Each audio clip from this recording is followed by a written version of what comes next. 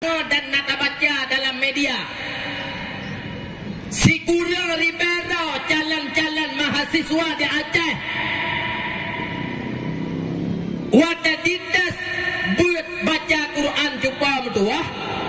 Si kurang puluh 1% yang tidak bisa membaca Quran, hanya si kurang persen yang bisa membaca Quran. 6 ribu coba mentua si kurang persen yang jid, si kurang puluh 1% hanjit baca Quran. Yang perlu aku nak pegang puatra le yang tengah gemita le urang Aceh.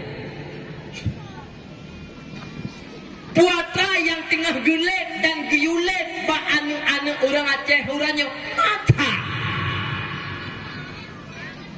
Dumnan persen saga yang jid baca.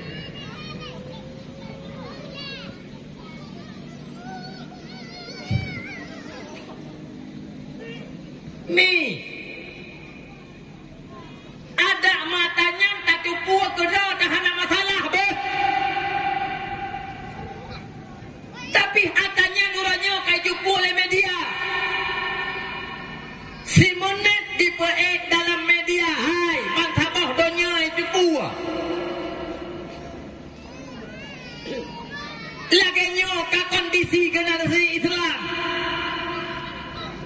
Aimi abu abang ha neka nan oh marwah Aceh ke kebah lein datu jamun orang Aceh ke yang merantau Malaysia, orang Aceh kerja unang-gerang yang lain monyo itu pun ketanya orang Aceh jamun imum yudang pejiat tengku Aceh kata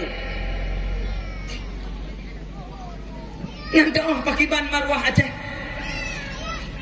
mi anu agam ketanya ijak Jakarta itu pun lewat Jakarta orang Aceh kata mesti gejak pak musalla nyen iudang imum lego pujut agam Aceh kata